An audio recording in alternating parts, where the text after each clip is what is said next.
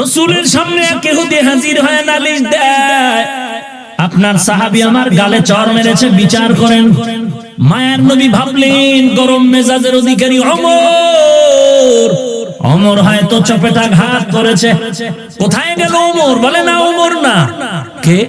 বলে আপনার সাহাবী আবু বকর। নবী আশ্চর্য হয়ে গেলেন, আবু বকর? বলে হ্যাঁ। নবী ডাকলেন, আবু বকর, লাব্বাইক ওয়া সা'দাইকা রাসূলুল্লাহ, আপনি কি ইহুদির গালে চড় মেরেছেন? বলেন আবু বকর কি মিথ্যা বলবেন? আবু বকর সিদ্দিক রাদিয়াল্লাহু আনহু বললেন, জি পয়গম্বর, আমি চড় মেরেছি। নবী বললেন, কেন চড় মেরেছেন? বলে, এই বেঈমান ইহুদি আমার আল্লাহকে গালি দিয়েছে, সহ্য করতে পারিনি। ইহুদি কত বড় বেঈমান! জাগাত ডাক দিয়ে কয়, কসম আমি আল্লাহরে গালি দেইনি। এখন আবু বকর বললেন, আল্লাহকে গালি দিয়েছে, চড় মেরেছি। ইহুদি শপথ করেছে, চড় মারি না, আমি গালি দেই না। মায়ার নবী তো ইনসাফ ওয়ালা বাদশা, আদেল। এখন ইনসাফের বিচার তো করতেই হবে। কেমনে? বলে, ইহুদি যখন কসম খেয়েছে তখন শরীয়তের আইন হলো, আবু বকর তোমার সত্যতার জন্য সাক্ষী পেশ করো। আবু বকর সিদ্দিক বললেন, পয়গম্বর আমার পক্ষে তো কোনো সাক্ষী নাই, ওরা বেঈমান ছিল, আমি তো একাই ছিলাম, আমার তো কোনো সাক্ষী নাই। নবী চিন্তায় পড়ে গেলেন, বিপাকে পড়ে গেলেন। নবী বললেন, যেহেতু আপনি সাক্ষী পেশ করতে ব্যর্থ হয়ে গেলেন, এখন জাহিরি বিচার এমনটাই হবে। ইহুদি ভাই, তুমি তোমার সততার উপরে মজবুত আছো, জাহিরি বিচারে তুমি তোমার হাতটা বাড়াইয়া প্রতিশোধ নিয়ে নাও, আবু বকরের গালে একটা চড় মেরে দাও। কিন্তু মায়ার নবীও জানেন আবু বকর মিথ্যা বলেন নাই। মায়ার নবীও চান না যে ইহুদির নাপাক হাত আবু বকরের গালে স্পর্শ করবে। আবু বকর চিন্তায় পড়ে গেলেন, আমার মায়ার নবীও চিন্তায় বিভোর। আবু বকরের চোখের পানি টপ টপ করে পড়তেছে, নবীও চিন্তায় পড়ে গেলেন, ও আল্লাহ, ইহুদির নাপাক হাত যেন আবু বকরের গালে না লাগে, কি করতে পারি মালিক? ইহুদি সুযোগ পাইয়া দৌড়াইয়া যাচ্ছে আবু বকরের গালে চড় মারবে। যখন কিনারায় বুঝবে ভাব, এমন সময় জিবরাইল আমিন মাঝখানে দাঁড়ায় গেল। জিবরাইল আমিন এসে বলেন, পয়গম্বর ইহুদিরে তাড়াতাড়ি দাঁড় করায় দেন, আবু বকরের কাছে যেন যায় না। আপনি কেন আর আবু বকর কেন আমার আল্লাহ চান না ইহুদির নাপাক হাত আবু বকরের গালে লাগুক? ও পয়গম্বর, আপনি চেয়েছেন আবু বকরের সাক্ষী, আবু বকর ব্যর্থ, কোন সাক্ষী দিতে পারে নাই। আল্লাহ জানিয়ে দিয়েছেন, ও নবী, যদি আপনি আবু বকরের সাক্ষী চান, আল্লাহ নিজেই ওয়াদা করেছেন, আবু বকরের সাক্ষী আবার আল্লাহ নিজেই হয়ে গেছে। আল্লাহ নিজে আবু বকরের সাক্ষী। জিবরাইল আমিন খবর দিলেন, ইহুদির পেছনে সরে গেল। এরে নবীর উম্মতের দল, কেমন আমার মায়ের নবী আর কেমন সাহাবী। সাহাবায়ে কেরামদের সামনে নবী বসে বলেন, কোন দিন কার মরণ এসে যায় বলা যায় না, আমার কাছে কেউ কিছু পাইলে তাড়াতাড়ি আদায় করে নেন। কেমন নবী, হ্যাঁ? আর আমার কাছে কেউ কিছু যদি পায়, পাওনাদারের যদি দেখি, কত দোয়া ইউজ করি, আল্লাহ অন্ধ বানায় দাও, আমার যেন না দেখে। হঠাৎ করে যদি আমার সামনে এসে দাঁড়ায় আর বলে, ভাই পাওনা টাকা দিলি না কেন? লজ্জা নাই বেটা, দিছো বারবার সব চিন্তা করে। এর নাম বাঙালি নিমক হারাম। ভাইরা আমার, অথচ রাহমাতুল লিল আলামিন নিজে বলেন, ও সাহাবায়ে কেরাম, আমার কাছে কারো কোনো পাওনা থাকলে নিয়ে নেন, কখন কার মরণ এসে যায় বলা যায়। সাহাবায়ে কেরাম কাঁপতেছে, এত বড় দুঃসাহস কার হবে যে আমার রাসূলের কাছে কিছু পাইবে আর দাঁড়ায় বলবে আমি কিছু পাবো?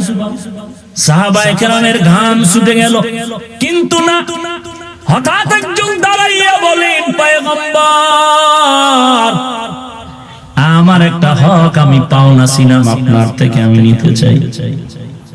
সাহাবায়ে কেরাম আশ্চর্য হয়ে গেলেন, এত বড় সাহসটা কার? নবী বললেন, কোনো টেনশন করবেন না, আমার কাছে আসার রাস্তা করে দেন। কাছে এসে রাস্তা করে দিলেন। কিনারায় গিয়ে বলেন, পয়গম্বর, আপনি আমার গালের উপর একটি চর মেরেছিলেন, আস্তে হলো তো মেরেছেন, আমি চাই আমার প্রতিশোধ নিয়ে নিব। হাসে আর বলে মোহাব্বতের নজরে। নবী বলেন, আসেন, কাছে আসেন, প্রতিশোধ দেন। বলে, নবী এভাবে হবে না, আমি তো খালি গায়ে ছিলাম। আমার যখন আপনি চর মেরেছিলেন তখন আমার পোশাক ছিল না, বডির মধ্যে জামা ছিল না। নবীকে তো আমার জামাও খুলতে হবে। এর নাম রাহমাতুল লিল আলামিন। পয়গম্বর এই কথা শুনে নিজের শরীর মোবারকের থেকে জামাটা যখন উঠাচ্ছেন, খুলবেন, পেছনের অংশটা যখন উঠাচ্ছেন, ওই সাহাবী দৌড়াইয়া পেছনে গিয়া রাসূলের গর্দানের নিচে একটু মোহরের নবুয়ত, ওখানে গিয়া চুমু খাইয়া বললেন, নবী আমাকে মাফ করে দেন। নবী বললেন, এর সাহাবী মোহরে নবুয়তে চুমা খাইনি না জানো জান্নাতের অজীব করে ফেললি। কেমন মায়ার নবী আমার, কেমন আদর্শের নবী আমার। কই গেল সেই নবীর আদর্শের যুবক? ওই নবীর আদর্শের মালাটা যদি গলায় লাগাও, আর তোমার লাঠি মিছিল করা লাগবে না, অস্ত্র নেওয়া লাগবে না। সিলেটের জমিন থেকে গৌর গোবিন্দের পতন ঘটানোর জন্য শাহজালাল রাহমাতুল্লাহ আলাইহি লাঠি মিছিল করতে হয় না, তরবারিও লাগে নাই। ওই জমিনে কালেমার পতাকা বিজয়ের সাথে উড্ডীন করেছে শুধু তাহাজ্জুদের নামাজ আর ফজরের আযান। কোথায় গেল সে আযান, কই গেল সেই তাহাজ্জুদের আওয়াজ আর কান্না? কপাল এতটাই যে খারাপ, নিজেও কাঁদো না রে বাঙালি, কেউ কান্না করলে পছন্দ করতে পারে। কপাল যে এতটাই যে খারাপ, নিজেও টুপি পরো না, কেউ টুপি পরলে দেখতে পারো না। নিজেও দাড়ি রাখো না, কেউ দাড়ি রাখলে পছন্দ করো না। নিজে পর্দা করো না, কেউ পর্দা করলে পছন্দ করো না। বরং আফসোস করা দরকার ছিল রে মুমিন ভাই, পয়গম্বরের আদর্শের মালাটা গলায় লাগায় জীবনটারে সুন্দর করো। ওমরের মতো বান্দা আমার নবীর গর্দান কাটতে গিয়ে কালেমা পড়ে মুসলমান হয়ে গেল। ওই ওমর আমার নবীর এত বড় আশিক। এই আবু বকর, ওমর, এদের জীবনে যদি বলতে থাকি সারা রাত চলে যাবে, জিন্দেগি শেষ করা যাবে না রে বাবা। এত দামি কেন? তাদের টাকা বেশি ছিল নাকি? বলে না, কোনো টাকা নাই, পয়সা নাই। নবী বলেন, যুদ্ধে যাব, যার যা আছে তাড়াতাড়ি দান করেন। ওমর তার মাল সামানা দান করলেন, ওসমান তার মাল নিয়ে আসলেন, আলী রাদিয়াল্লাহু আনহু মাল নিয়ে আসলেন, আবু বকর আসলেন। আল্লাহর নবী জিজ্ঞেস করেন, আবু বকর কি পরিমাণ মাল রেখে আসছেন বাড়ি? আবু বকর চোখের পানি ছেড়ে বলেন, পয়গম্বর জারু দিয়া ঘরে যা ছিল সব নিয়েছি। আল্লাহ এবং নবী ছাড়া আমার কেউ নাই। নবী আশ্চর্য হয়ে গেলেন। এমন সময় জিবরাইল আমিন এসে হাজির, ডেকে বলেন, ও পয়গম্বর, আল্লাহ নিজে আবু বকরকে ডাইরেক্ট সালাম দিয়েছেন আর জানতে চেয়েছেন এই অবস্থায় আবু বকর খুশি না বেজার। নবীজি বললেন, আবু বকর আপনার এত সম্মান, আমার আল্লাহ ডাইরেক্ট আপনাকে সালাম পাঠিয়েছেন, আর আপনি এই মুহূর্তে দান সদকা সব করার পরে মনটা বেজার না খুশি? আবু বকর জবাব না দিয়ে কান্না শুরু করলেন। নবী বলেন, আবু বকর জবাব না দিয়ে কান্দেন কেন? আবু বকর কান্না করে বলেন, পয়গম্বর কে চিন্তা আমি আবু বকরকে? আমি তো ছিলাম মক্কার খারাপ জাহান্নামের আসামি। আপনার সোহবতে এসে আল্লাহ এত সম্মান দান করেছেন যে আমার আল্লাহ আমাকে ডাইরেক্ট সালাম পাঠিয়েছে। আমি সে আনন্দে কান্না করি, আবার ভয়, এই পরিমাণ ভয় যে আল্লাহ আমাকে জান্নাতের টিকিট দিয়েছেন, ওই আল্লাহ যদি আমার কোনো কাজে বেজার হয়, আবার টিকিট ক্যান্সেল হয়ে যেতে পারে। এই ভয়ে আবু বকরের কান্নার আওয়াজ। নবীর আদর্শের সাহাবী এত দামি হয়ে গেলেন, টাকা পয়সা কিচ্ছু না, শুধু মায়ার নবীর আদর্শ। সেই ১৫০০ বছর বিদায় হলেন আবার পয়গম্বর। ১৫০০ বছরের বেশি হওয়ার পরে আজ এই ময়দানে তাকায় দেখেন নবীর আদর্শের আকর্ষণ কেমন। বাঙালি তো কেউ পায়ের উপরে পা ফালাইয়া নাক টেনে খায় আর ঘুমায় না, সবাই কর্মব্যস্ত। এরপর ওই ময়দানে বসার কোনো বিছানাটাও ভালো না। এতগুলো মানুষ যদি আমাকে বরিশালের এমপি মহোদয় জমা করতেন আর বলতেন ৫,০০০ করে টাকা দিব, ২ ঘন্টা লেকচার দিব, শুনতে হবে, আমার মনে হয় এই রকম বেহেশতের বাগানের মানুষগুলো কেউ বসতো না, বলতো আপনার লেকচার নিয়ে আপনি ঘুমান, টাকা লাগবে না, কিছুই লাগবে না। আবার এই প্যান্ডেলটারে এই মানুষগুলোকে নিয়ন্ত্রণের জন্য কত র‍্যাব, কত পুলিশ, কত বিডিআর, কত আর্মি, কত কুত্তা। কুত্তা লাগবে না, কারণ মানুষের উপরে বিশ্বাস নাই। মানুষ বড় নিমক হারাম, বডিগার্ডে বডির উপরে মারে। কথা বলেন না কেন? মানুষের উপরে বিশ্বাস নাই, বড় নিমক হারাম।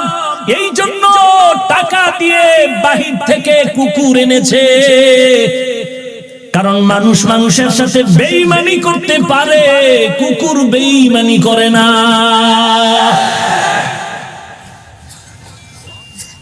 এরপর কত শেয়ারের বাড়ি, বসার এই বিছনা দিলিকে থাকতো ৫,০০০ টাকার গুল্লি মারি, বসার জায়গাটা দিতে পারলেন না। অথচ এখানে যারা বসছেন, এই বসার বিছানাটাও যদি কেউ আপনার বিয়ে দাওয়াত দিয়া দিত, মুহাব্বতে জুতার বাড়ি কই যাইতো। এখানে যারা বসছেন মাগরিবের নামাজের আগের থেকে বসে আছেন, কর্মশালায় আছেন, ব্যবসার দোকান বন্ধ করে আসছেন, সবাই এখানে চুপচাপ বসে আছেন, পিপিলিকার আওয়াজ আছে, আপনাদের কোনো আওয়াজ নাই। বসার বিছানাটাও ভালো না, মনের মধ্যে কোনো কষ্ট নাই, আর এই প্যান্ডেল নিয়ন্ত্রণের জন্য কোনো বাহিনীর প্রয়োজন হয় নাই। এরে আল্লাহর বান্দা, আমি যদি বলি ভাইজানেরা, আপনার অন্তরে কষ্ট তো নাই, ওই তো মনের খুশিতে কতক্ষণ আপনারা ময়দানে থাকবেন। মনে হয় যেন আল্লাহর বান্দারা দ্বীনের নিসবতে আবেগ ভরে বলতো, বয়ানের টানে যদি আমাদের দীর্ঘ রাত ফজর পর্যন্ত রাখেন, আমরা থাকতে রাজি। কেন এখানে গরুর গোশতের খিচুড়ি দেওয়া হবে, তবারক দেওয়া হবে, আসা যাওয়ার ভাড়া দেওয়া হবে, বরং ফাঁকে দিয়া টাকা রেখে দেওয়া হলো। কথা ঠিক না? টাকা রেখে দেওয়া হলো। এরে আল্লাহর গোলাম, এখানে কি আপনি বুঝবেন? কিসের জাদু দেখছেন? আওয়াজ নাই, বসার বিছনাটাও ভালো, সারা রাত থাকতে রাজি, কোনো কষ্টও নাই, সবাই ব্যস্ত। দোকানওয়ালা দোকান বন্ধ করে আসছে, অফিসওয়ালা অফিস বন্ধ করে আসছে। নিয়ত করছিল ঘরে যাইয়ে ছেলে মেয়ের একটু সময় দেবে, এটাও সুন্নাত, সেখান থেকে এখানে আসছে। চিন্তা করেন এখানে জাদুটা কি? একমাত্র আল্লাহ তাআলার মহব্বত আর পয়গম্বরের আদর্শের আকর্ষণ। আমি যদি ঠিকই বয়ান করতে আসতাম, আপনারা তো নাম শুনে আসছেন, স্টেজে বসে যদি দেখতেন আমি প্যান্ট শার্টটাই পরে বয়ানে বসছি, বসতেন? হ্যাঁ, আমার লাইনে দুই একটা গাঞ্জাখোর বসতো। আমি যেটা বুঝাইতে চাই, নবীর আদর্শের আকর্ষণ কত। ১৫০০ বছর চলে গেল, এখনো নবীর আকর্ষণ তাকায় দেখ। আমার মায়ের নবীর সুন্নতের আকর্ষণ এত পরিমাণ, আজও জমিনের মধ্যে নবীর সুন্নতের আকর্ষণ। কিন্তু কপাল বড় খারাপ, ওই নবীর উম্মতের খাতায় নাম লেখায় সে নবীর এখনো চিনতে পারলাম না। অথচ কত বেঈমান আমার নবীকে দেখে নাই, বরং নবীর আদর্শ দেখে কালেমাওয়ালা মুসলমান হয়ে গেল। আমেরিকার বৈজ্ঞানিক নীল আর্মস্ট্রং মাইকেল কলিন্স কালেমা পড়ে মুসলমান হয়ে গেল, ভারতের শিব শক্তি স্বরূপজি কালেমা পড়ে মুসলমান হয়ে গেল, ওই পাকিস্তানের হিন্দি গানের শিল্পী জুনায়েদ জামশেদ কালেমার পতাকা তলে ঢুকলো। এর নবীর উম্মতের দল ওই তাবলীগের ময়দানে যাও, নব মুসলিমদের জন্য টঙ্গীতে আলাদা তাবু লাগানো আছে, ওখানে কত খ্রিস্টান মুসলমান হলো, ইহুদি মুসলমান হলো, হিন্দু মুসলমান হয়ে গেল। আজকে মুসলমান দাবি করলাম, মুসলমানের জীবনে নবীর আদর্শের খবর নাই।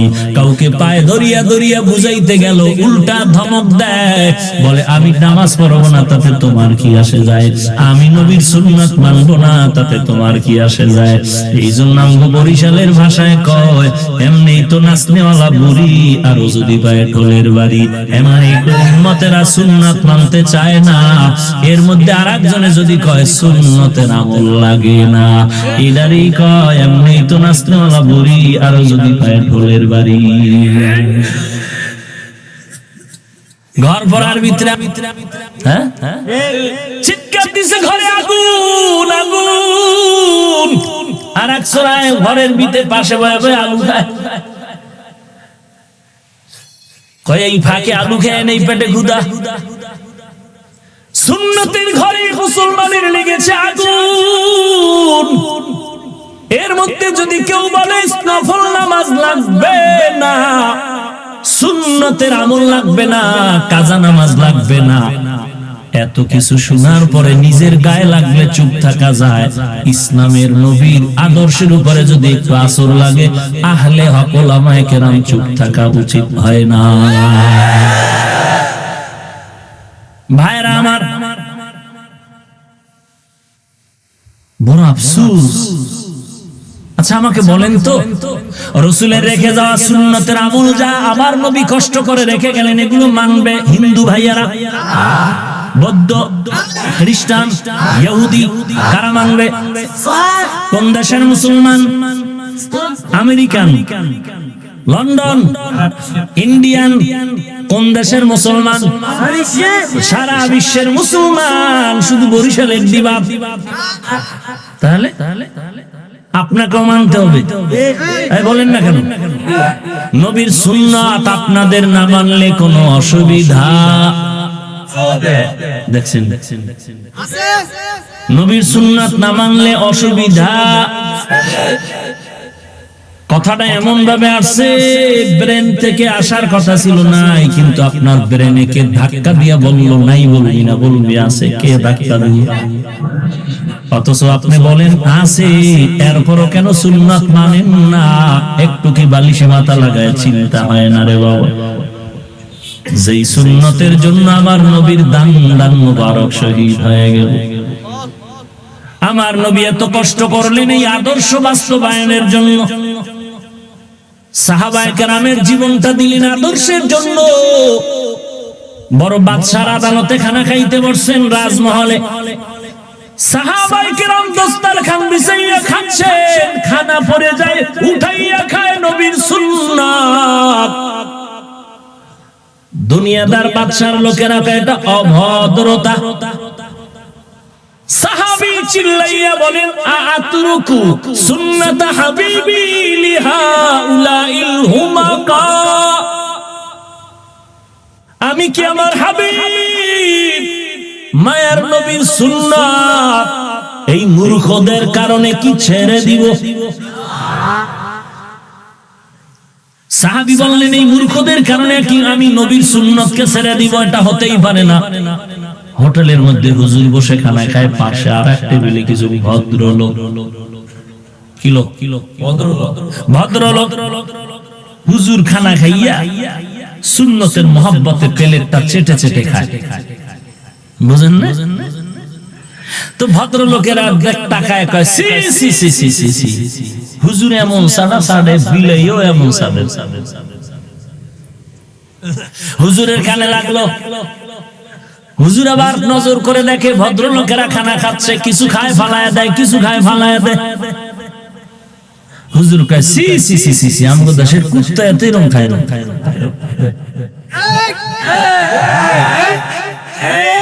এরে নবীর উম্মতের দল, এটা কোরআনওয়ালা টুপিওয়ালার ইজ্জত। আজ মুসলমানের মধ্যে নবীর সুন্নতের আমলের খবর নাই।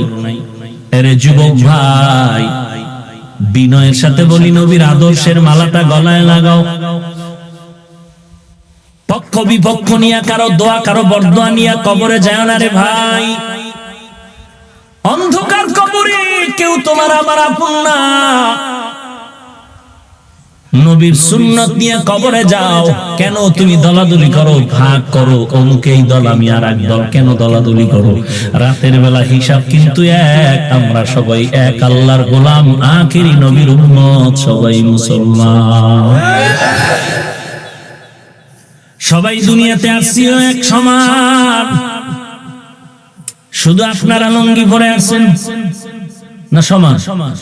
তখন কি কপালে লেখা ছিল কে আলেম হবে, কে পীর হবে, কে ডাক্তার হবে? আব্বা আম্মাও তো জানতেন না। ওই সময় আসছি সমান, যাবো কি সমান। আমারও 3টা কাফনের কাপড় হবে, আপনাদেরও নাকি আলাদা? কালার হবে আলাদা। কারো কাফনের কালার হবে কালো, কারোটা হবে সবুজ। তাহলে কি হবে? সবার? সবার না, সবার না। বুঝে শুনে বলেন, কাফনের কালার কি সবার একই কালার? সবার এক? কেন সারসিনাওয়ালাদের আলাদা, চরমনেওয়ালাদের আলাদা, তাবলিগওয়ালাদের আলাদা? সব এক? সব যদি এক হয় তাহলে মাঝখানে কালার নিয়ে দ্বন্দ্ব করো কেন রে ভাই? কেন বলো কল্লি ভাই লিখই? কেন বলো লম্বা কেন, গোল কেন, উঁচা কেন, নিচা কেন, সাদা কেন? তাল পাতার টুপিও যদি দেয় বান্দা, তুমি ধন্যবাদ জানাও, নবীর উম্মত টুপি পরেছে।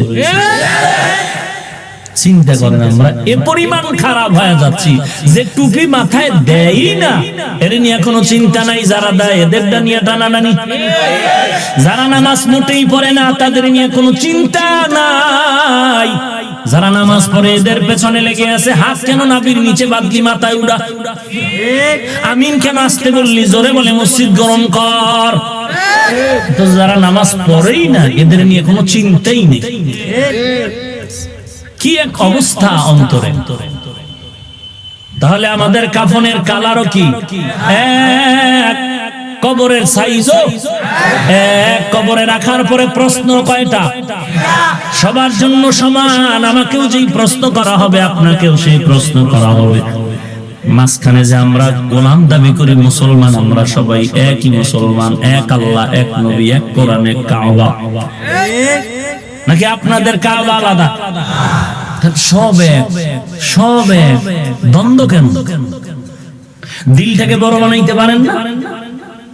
অযুবক, অশিক্ষিত মুসলমান একজনকে লাথি মারার গুণটা অর্জন করেছেন, বুকে আলিঙ্গন করার গুণটা আপনি নবীর আশিক হিসেবে কবে অর্জন করবেন?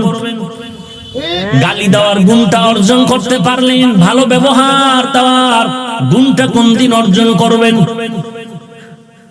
ক্ষতি করার গুণটা অর্জন করতে পেরেছেন, উপকার করার গুণটা কোন দিন অর্জন করবেন? এর নবীর আশিক উম্মতের দল, দ্বন্দ্ব ছেড়ে দাও। সবশেষের হিসাব একটাই, আমরা এক আল্লাহর গোলাম, এক নবীর উম্মত, এক কোরআন, এক কাবা।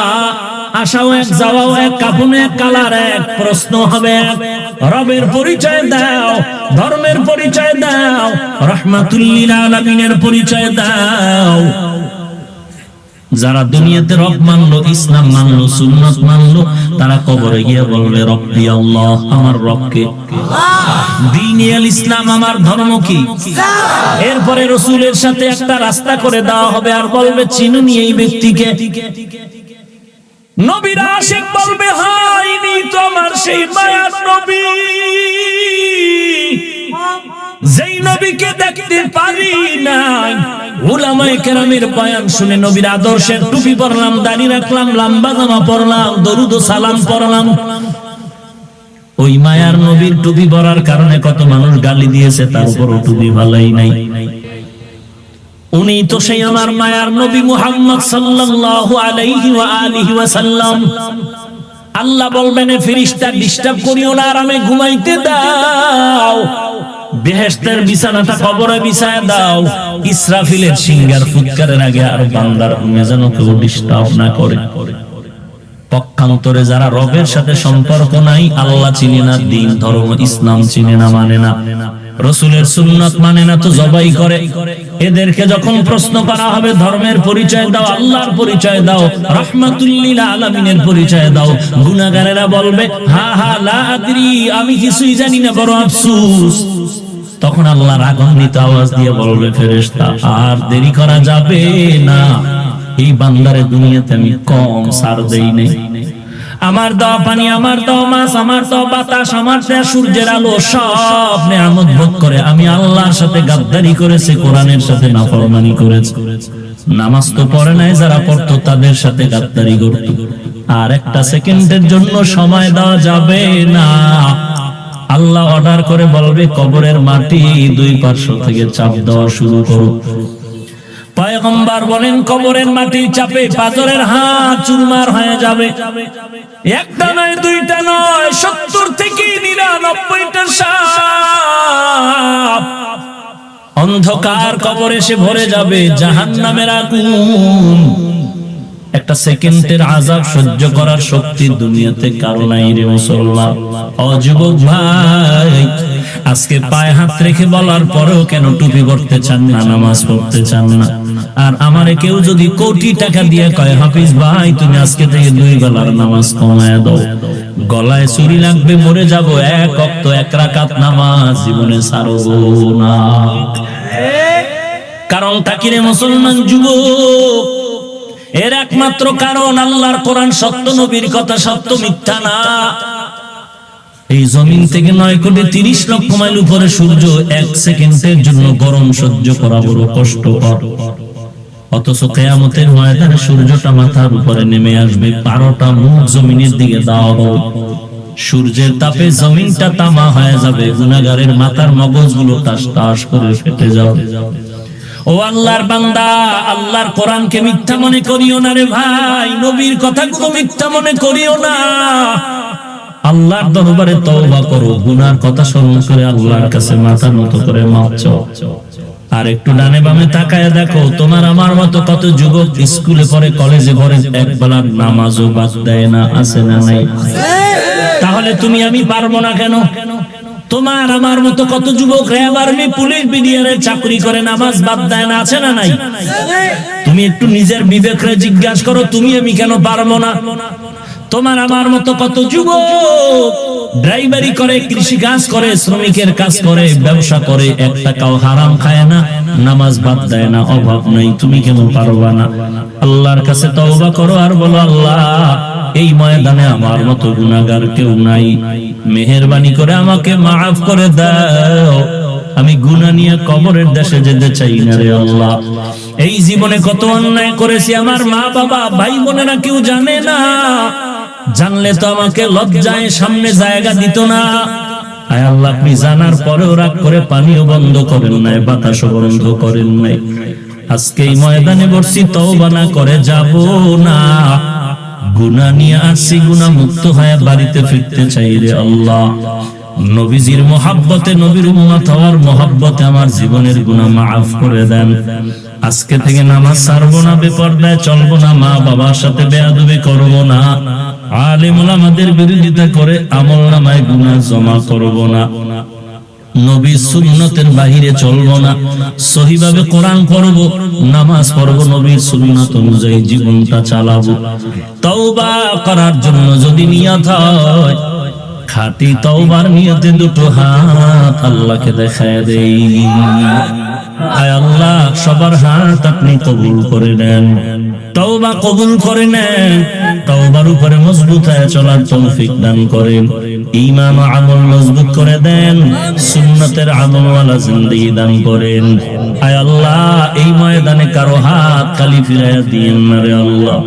মেহেরবানি করে আমাদের সবাইকে গুনাহমুক্ত জিন্দেগি দান করেন, আমিন। আপনারা জানেন কিনা জানি না, বাইতুল্লাহর এরিয়া বিশাল। জেদ্দা এয়ারপোর্ট থেকে যখন গাড়িতে হাজী সাহেবদেরকে নেওয়া হয়, বাইতুল্লাহর এরিয়ায় ঢুকতে কিন্তু একটা রেহালের মতো চিহ্ন আছে রোডের উপরে। বাইতুল্লাহর এইরকম পূর্ব পশ্চিম উত্তর দক্ষিণ পর্যন্ত সীমানা দেওয়া আছে। এই পুরা সীমানার মধ্যে বাইতুল্লাহর কাছে না 1 কিলোমিটার 1.5 কিলোমিটার 2 কিলোমিটার দূরে যেই হোটেলের মধ্যে যারা নামাজ পড়বে, ওখানেও যদি বান্দা 1 রাকাত নামাজ পড়ে, 1 রাকাতে 1 লক্ষ রাকাত নামাজের সওয়াব। তবে বাইতুল্লাহর সামনে জামাতে নামাজ পড়লে তো ফজিলাত আরো বেশি। তবে সাবধান, মহিলাদেরকে নয়। কয়েক মাস আগে বাইতুল্লাহ হারামাইন শরীফাইনের ইমাম শেখ আব্দুর রহমান আস-সুদাইস জুমার বয়ানে বলেছেন, রাসূলের লম্বা হাদিসের উদ্ধৃতি দিয়ে বলেছেন, নারীদের জন্য লোকালয় মসজিদে নামাজের থেকে ঘরে নামাজ পড়ায় সওয়াব বেশি। রাসূলের হাদিস বলে, রাসূল বলে মহিলাদের জন্য বাহির থেকে ঘরে নামাজের সওয়াব বেশি। এখন কি আপনার পণ্ডিতি চলবে না রাসূলের প্রেসক্রিপশন চলবে? তাহলে মহিলাদেরকে মসজিদে টানাটানি করেন কেন? মসজিদের মানুষের অন্তরে ভেজাল ঢুকানোর জন্য। হ্যাঁ, পণ্ডিতি করেন কেন? রাসূলের কথা ভালো লাগে না? ভাইরা আমার, এবার দেখেন হাজী সাহেবরা আম্মা জানদেরকে নিয়ে যারা যান, স্পষ্ট সমস্ত মুফতিয়ানে কেরামের ফতোয়া, কোন মহিলা বাইতুল্লাহর পুরুষের জামাতের সাথে তারা জামাতে শরীক হবে না। তারা আলাদা ঘরে হোটেলের মধ্যে নামাজ পড়লে, পুরুষেরা বাইতুল্লাহর দেওয়াল ঘেঁষে নামাজ পড়লে যেই বরকত পাবে, আম্মা জানেরা হোটেলের মধ্যে নামাজ পড়লে সেই পুরোপুরি বরকত আল্লাহ দিবে। বরকত দিবেন কে? তা আপনার সমস্যা কি? ও বউ লয়ে গেছেন, একটু মানুষের দেখান লাগবে, আবার ফতুয়া দিতেছেন চেহারা খোলা রাখা যায়? হ্যাঁ, ওরে বাইতুল্লাহ গিয়েও চেহারাটা মানুষকে দেখানো যাবে না। আমরাও তো গিয়েছি, আম্মা জানকে নিয়ে গিয়েছি। খাস পর্দা যারা করি তারা তো একটা ওদের সিস্টেম বানানো, ক্যাপ লাগানো আছে, চেহারায় যেন কাপড় বাড়ি না খায় তাওয়াফের সময়। এজন্য সামন দিক দিয়ে একটা দূরত্ব বজায় রেখে একটা কাপড় ফালায় দেওয়া আছে। পর্দাও হয়ে গেল, চেহারাও কেউ দেখলো না, তাওয়াফ হয়ে গেল, চেহারায় কাপড় লাগলো না। ওখানে গিয়েও যদি একবার যার সাথে দেখা দেওয়া হারাম, এক নজর করলে একটা কবিরা গুনাহ হবে। একটা কবিরা গুনার জন্য নিম্ন স্তরের জাহান্নামের মেয়াদ ৭০০০ বছর জাহান্নাম। এখন প্রশ্ন হলো, হযরত আমি আমার স্ত্রীকে নিয়ে, আমার মাকে নিয়ে বাইতুল্লাহ তাওয়াফ করতেছিলাম, হঠাৎ করে আযান হয়ে গেল, ইকামত শুরু হয়ে গেল, এখন কি করার? বলে, পুরুষ তুমি জামাতে দাঁড়ায় যাও, আম্মা জানকে একটু নিরাপদ জায়গায় দাঁড় করায় দাও, পুরুষের সাথে যেন নামাজে শরীক না হয়। আলহামদুলিল্লাহ, মদিনায় গেলে এই সিস্টেমটা মোটামুটি নিয়ন্ত্রণ হচ্ছে, মক্কায় তেমন হচ্ছে না। আল্লাহ পাওয়া এত সোজা না।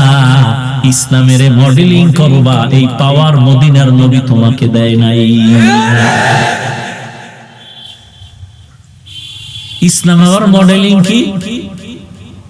ইসলাম আবার মডেলিং কি? আল ইয়াউমা আকমালতু লাকুম দীনাকুম ওয়া আতমামতু আলাইকুম নি'মাতি ওয়া রাদিতু লাকুমুল ইসলাম দীনা। প্রেসক্রিপশন তো কিয়ামত পর্যন্ত একটাই চলবে, মদিনার প্রেসক্রিপশন। এই প্রেসক্রিপশনের বাহিরে কোনো ঔষধ সেবন করলে মানুষের রোগ ভালো হবে না। তবে যারা মদিনার প্রেসক্রিপশন বুঝো না, এদের জন্য প্রেসক্রিপশন বুঝানোর দায়িত্ব আমার রাসূল দিয়ে গেছেন একমাত্র আহলে হক উলামায়ে কেরাম। ইলমেরা ইজাজ করদন বেহিসাব, খলকেরা দাদন জওয়াবে বাসওয়াব, হক না দারত দোস্তে খলকা জারেরা। কথা বললে বলে হিংসা করি, কথা না বলিয়া চুপ থাকলে বলে ইমানের দুর্বলতা। দেখছেন নি তামসা কি? কথা বললে বলে হিংসা করি, চুপ থাকলে বলে ইমান দুর্বল। যে কয় ওর ইমানের গন্ধ নাই, চেহারার মধ্যে মদিনার পরিচয় নাই, আদেশ রাসূলের আদর্শ নাই, নামাজ নাই, দাড়ি নাই, টুপি নাই, ফজর পড়ে নাই, জোহর পড়ে নাই, আসর পড়ে নাই, মাগরিব পড়ে নাই, এশা পড়ে নাই, এ যদি বলে আমি খারাপ, এ যদি বলে হযরত নামাজ না পড়লেও দিল পরিষ্কার, তাহলে তোমার মতো আশিকে রাসূলরে বারবার বললে কেন আমার অন্যায় হবে? বলো বলো বলো, তোমার চুল কেন ক্রিকেটারের সাইজে কেটে ইন্দুর আর বান্দর হয়েছ? মদিনার তরিকায় চুল কাটার নিয়ম নাই? তুমি যদি চুলগুলো আঁকা বাঁকা ক্রিকেটারের সাইজে কেটে ইন্দুর বান্দর আর টিকটিকি হও, দাড়ি কেটে সফান সফা, নামাজ নাই, পোশাক নাই, এরপরও একটা দুর্বলতা তো থাকবে। রাসূলের আশিকদের যদি বলি ভাই টুপি পরো না কেন? হুজুর দরকার ছিল টুপি পরা, কিন্তু ঝামেলার কারণে পারি না, দোয়া করবেন ইনশাআল্লাহ চেষ্টা করব। এলো আশিকের কথা, ঠিক না?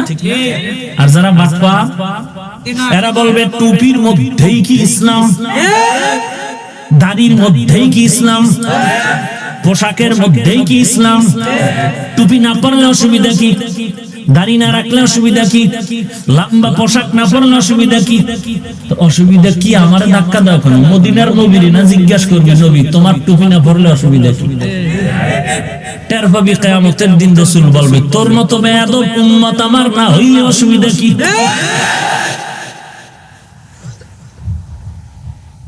তখন টের পাবি যে অসুবিধা কি। আমারে ধাক্কা দাও কেন? আমার তো ব্যক্তিগত পার্সোনালিটি নাই, কোনো বাহাদুরি নাই, যা বলছি রাসূলের মহব্বতে বলছি। ভাইরা আমার, আমরা আলেমরে গালি দেই না? হ্যাঁ, আর তুমি খুব মহব্বত করো, তুমি আলেমকে মহব্বত করো, কোনদিন এটা মেনে নেওয়া যায় না। আলেমই আলেমকে মহব্বত করবে, অন্যরাও করে কিন্তু আলেমের উপরে না। বলবেন তাহলে আলেমের বিপক্ষে বলেন কেন? বলেনি। আচ্ছা, ইমাম সাহেব নামাজে দাঁড়াইছে, সহজ কথা আমার জবাব দেন, কে নামাজে আছে? আমরা পেছনে মুক্তাদি। ইমাম সাহেবের ভুল হতে পারেনি, শুধু আপনারও ইমাম সাহেবের ভুল টুল হয় না। ভুল হলে কি হয়, কি করতে হয়? পেছন থেকে লোকমা দিতে হবে। ইমাম সাহেব কেরাত আলহামদুলিল্লাহ শেষ করে রাত কোরআন পড়তে পড়তে পড়তে পড়তে 5 মিনিট মাঝখানে কোরআনে ঢুকে গেল, এখন এমন সূরার মধ্যে গিয়া ইমাম সাহেব আটকায় গেল। এটা পেছন থেকে যে আলেম থাকবে সে বুঝতে পারবে তার কি হালাত, অর্থ কি উল্টায় গেল নাকি অর্থ ঠিক আছে। অর্থ ঠিক লাগলে লোকমা দিবেন না, আর যদি দেখে না লোকমা দিতে হবে অর্থ উল্টা পাল্টা হয়ে গেছে, তখন লোকমা দিবেন একজন আলেম, নাকি আপনি দিবেন? আপনি তো বুঝবেনই না অর্থ উল্টাইলো না ভাজ আছে, বুঝবে কে? তো আলেম পেছনে কি দিবে? লোকমা দিবে। এই কথা বুঝছেন সহজে? ইমামের লোকমাকে দিবে আলেম। এখন যদি আপনি কান সি সি সি সি এত বড় হিংসুক, আমগো ইমাম সাহেব হুজুর এটা ইন্টারভিউ দিয়ে ঢুকাই নাই, এত বড় হুজুরের ভুল ধরলো, এত বড় আলেম পিছনে বইয়া এটা আলেম না জালেম? এত বড় হিংসা আলেমের মধ্যে। আমগো বড় ইমাম সাহেব, বড় খতিব সাহেবের ভুল ধরছে নামাজে দাঁড়ায়, তামসা দেখলেন? এ কথা তো কেউ বলবে না, কেউ বলবে? বরং কেউ বলতে গেলে সবাই বলবে তুই বোকা, ঠিক না? তো ব্যাপারটা তো এমনই। আলেমের ভুল হলে তো আলেম পেছন থেকে লোকমা দিবে, এটাই তো সুন্নাত। এখন যদি বলেন এটা হিংসা, তো আপনার কপাল খারাপ। এরে নবীর আশিক, হিংসা না, এটার প্রমাণ হইল সালামের পরে আবার কোলাকুলি। এক জায়গায় বসলে আবার মুহাব্বতের আওয়াজ, কই কোনো হিংসা নাই। ময়দানে যে যেই লাইনে বয়ান করে, যে যেই লাইনে দৌড়াচ্ছে, কিন্তু এক জায়গায় যখন আলেম ওলামা এক হয়ে যায় তখন দেখবেন কি মুহাব্বতের হাসি। সারসিনাওয়ালা চরমনাই, চরমনায় হুজুর সারসিনা যায়, যায়নি? তুমি অ্যালার্জির ব্যারামে ভোগলে আমগো কি হইব? আলেমরা এমন ভাবে মজবুত, এক একজনের কলিজা আর একজনের সাথে জড়িত। মাঝখানে তুমি মন্তব্য করে শুধুই গুনাহগার হয়ে যাচ্ছ রে ভাই।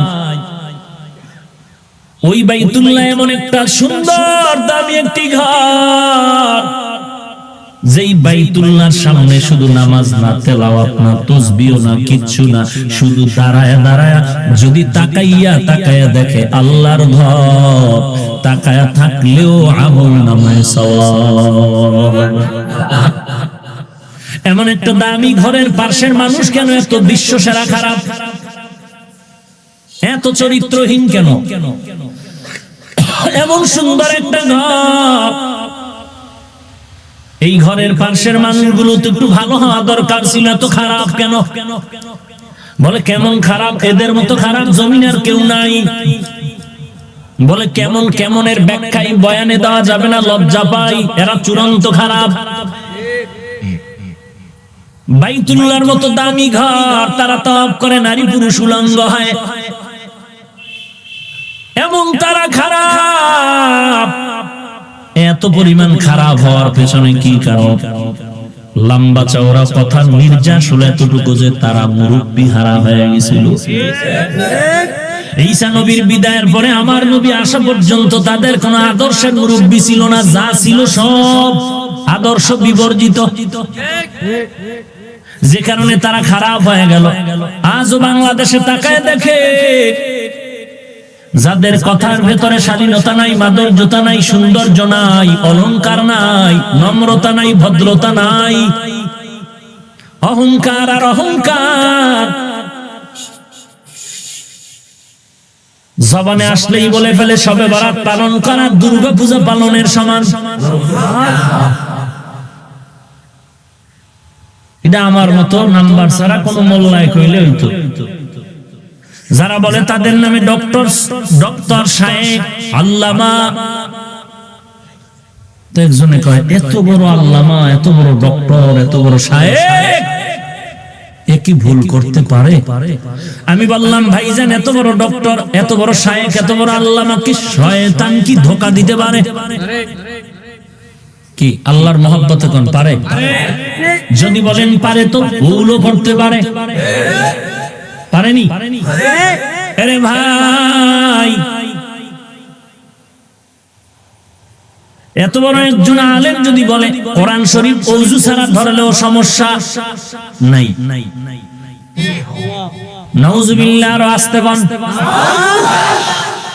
সব দালাল হয়ে যাইতেছে, অন্ধের মতো দৌড়াচ্ছে, কোনো খবর নাই। কোরআন শরীফ ওযু ছাড়া ধরা যায়? হ্যাঁ, যদি কেউ বলে থাকেন তো মানা যাবে, বলেন। এখন যদি উম্মতের বলে কোরআন শরীফ ওযু ছাড়া ধরলে অসুবিধা নাই, আর এই কথার কাউন্টারে যদি কোন আহলে হক ওলামায়ে কেরাম উম্মতের জবাব দেন, এর নাম কি হিংসা? তাহলে আমি বলবো ভাইজান, তুমি হিংসার ডেফিনিশন জানো না, ব্যাখ্যা জানো না। এই সমস্ত কথা কেন এত বড় আলেম হইয়া ব্যালেন্স ছাড়া কথা বলেন? একমাত্র জবাব, এদের পেছনে কোনো মুরব্বি নাই। আর থাকবে কি করে? কেউ মানে না তো, নিজেকেই বলে আমি এত বড় ডক্টর, এত বড় আল্লামা, এত বড় শায়েখ, আমি আবার মানবো কাকে? আমি কি কম জানিনি? আমার মতো জাননেওয়ালা কেউ নাই। আনা খায়রুম মিনহু, আমি তার থেকে ভালো, আমি তার থেকে ভালো। এটা হলো একটা ইবলিসের আওয়াজ, আর রাহমাতুল লিল আলামিনের আওয়াজ।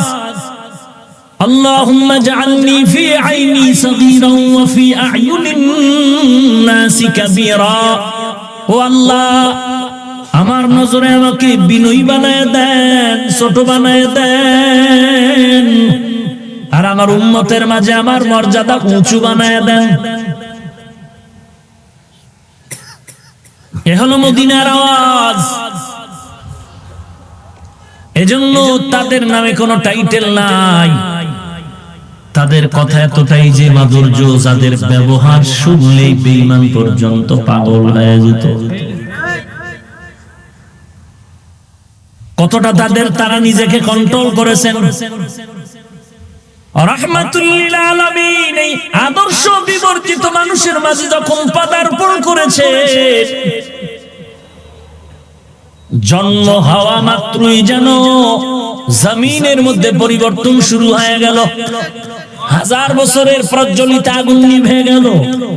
আম্মা জান আমেনা বলে, মুহাম্মদ দুনিয়াতে আসতেছেন এমন একটা নূরের আলো আমি দেখতে পাই না, যে আলোটার কারণে পারস্যের রোম সম্রাটদের রাজপ্রাসাদগুলো আলোকিত হয়ে গেল।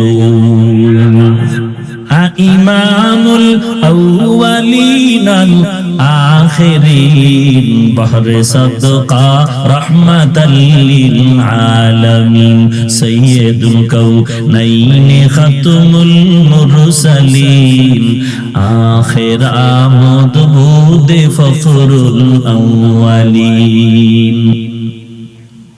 ভাইরা আমার, রাহমাতুল লিল আলামিন পৃথিবীতে আসলেন, আর আদর্শ যখন প্রকাশ পেতে লাগলো, আর তার আদর্শ যখন এই খারাপ মানুষগুলো গ্রহণ করতে শুরু করলো, মানুষ ক্রমান্বয়ে দামি হতে থাকলো। কেমন দামি তাদের নাম শুনলে আমরা পড়ি রাদিয়াল্লাহু আনহু। আল্লাহ নিজেও বলেন রাদিয়াল্লাহু আনহুম ওয়া রাদু আন যালিকা লিমান খাশিয়া রাব্বাহ।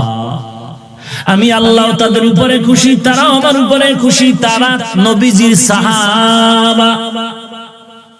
কেমন তারা নবীর সাহাবা। 10 জনের নামে জান্নাতের ওপেন টিকেট চলে আসলো।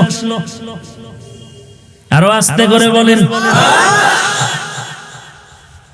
এই কথাটা আর জীবনে শুনেন নাই? হ্যাঁ, কয়জন? জানা থাকলে বলেন। সিরিয়াল প্রথম কার নাম, দ্বিতীয় কার নাম, তৃতীয় কার নাম, চতুর্থ কার নাম? রিদওয়ানুল্লাহি তাআলা আলাইহিম আজমাইন। এর মধ্যে 1 নম্বরে আবু বকর। এদের দাম কত ভাইজান, কেমনে বুঝে? এদের মান কত শুধু নবীর আদর্শের কারণে। রাসূলের সামনে এক ইহুদি হাজির হয়ে নালিশ দেয়, আপনার সাহাবী আমার গালে চড় মেরেছে, বিচার করেন। মায়ার নবী ভাবলেন গরম মেজাজের অধিকারী ওমর, ওমর হয়তো চপেটা ঘাত করেছে। কোথায় গেল ওমর? বলে না ওমর না। কে? বলে আপনার সাহাবী আবু বকর। নবী আশ্চর্য হয়ে গেলেন, আবু বকর? বলে হ্যাঁ। নবী ডাকলেন, আবু বকর, লাব্বাইক ওয়া সা'দাইকা রাসূলুল্লাহ। আপনি কি ইহুদির গালে চড় মেরেছেন? বলেন আবু বকর কি মিথ্যা বলবেন? আবু বকর সিদ্দিক রাদিয়াল্লাহু আনহু বললেন, জি পয়গম্বর, আমি চড় মেরেছি। নবী বললেন, কেন চড় মেরেছেন? বলে, এই বেঈমান ইহুদি আমার আল্লাহকে গালি দিয়েছে, সহ্য করতে পারিনি। ইহুদি কত বড় বেঈমান! জাকাত ডাক দিয়ে কয়, কসম আমি আল্লাহর গালি দেইনি। এখন আবু বকর বললেন, আল্লাহকে গালি দিয়েছে, চড় মেরেছি। ইহুদি শপথ করেছে, চড় মারি না, আমি গালি দেই না। মায়ার নবী তো ইনসাফ ওয়ালা বাদশা, আদেল।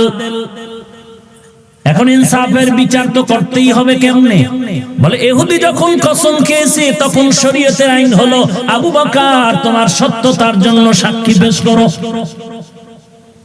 আবু বকর সিদ্দিক বললেন, পয়গম্বর আমার পক্ষে তো কোনো সাক্ষী নাই, ওরা বেঈমান ছিল, আমি তো একাই ছিলাম, আমার তো কোনো সাক্ষী নাই। নবী চিন্তায় পড়ে গেলেন, বিপাকে পড়ে গেলেন।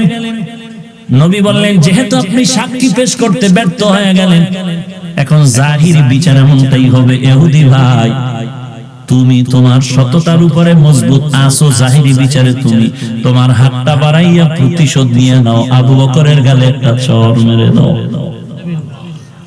কিন্তু মায়ার নবীও জানেন আবু বকর মিথ্যা বলেন নাই। মায়ার নবীও চান না যে ইহুদির নাপাক হাত আবু বকরের গালে স্পর্শ করবে। আবু বকর চিন্তায় পড়ে গেলেন, আমার মায়ার নবীও চিন্তায় বিভোর।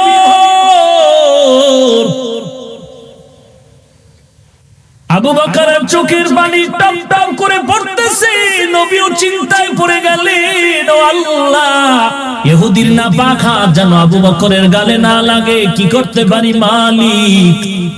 ইহুদি সুযোগ পাইয়া দৌড়াইয়া যাচ্ছে আবু বকরের গালে চড় মারবে।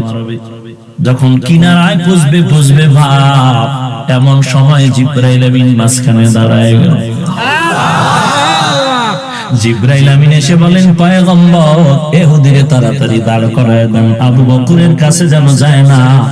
আপনি কেন আর আবু বকর কেন, আমার আল্লাহ চান না ইহুদির নাপাক হাত আবু বকরের গালে লাগুক। ও পয়গম্বর, আপনি চেয়েছেন আবু বকরের সাক্ষী, আবু বকর ব্যর্থ, কোন সাক্ষী দিতে পারি নাই। আল্লাহ জানিয়ে দিয়েছেন, ও নবী যদি আপনি আবু বকরের সাক্ষী চান, আল্লাহ নিজেই ওয়াদা করেছেন আবু বকরের সাক্ষী আমার আল্লাহ নিজেই হয়ে গেছে। আল্লাহ নিজে আবু বকরের সাক্ষী। জিবরাইল আমিন খবর দিলেন, ইহুদির পেছনে সরে গেল। এরে নবীর উম্মতের দল, কেমন আমার মায়ের নবী আর কেমন সাহাবী। সাহাবায়ে কেরামদের সামনে নবী বসে বলেন, কোন দিন কার মরণ এসে যায় বলা যায় না, আমার কাছে কেউ কিছু পাইলে তাড়াতাড়ি আদায় করে নেন। কেমন নবী, হ্যাঁ? আর আমার কাছে কেউ কিছু যদি পায়, পাওনাদারের যদি দেখি কত দোয়া ইউজ করি, আল্লাহ অন্ধ বানায় দাও, আমার যেন না দেখে। হঠাৎ করে যদি আমার সামনে এসে দাঁড়ায় আর বলে, ভাই পাওনা টাকা দিলি না কেন? লজ্জা নাই বেটা, দিছো বারবার সব চিন্তা করে, এর নাম বাঙালি নিমক হারাম। ভাইরা আমার, অথচ রাহমাতুল লিল আলামিন নিজে বলেন, ও সাহাবায়ে কেরাম আমার কাছে কারো কোনো পাওনা থাকলে নিয়ে নেন, কখন কার মরণ এসে যায় বলা যায়। সাহাবায়ে কেরাম কাঁপতেছে, এত বড় দুঃসাহস কার হবে যে আমার রাসূলের কাছে কিছু পাইবে আর দাঁড়ায় বলবে আমি কিছু পাবো?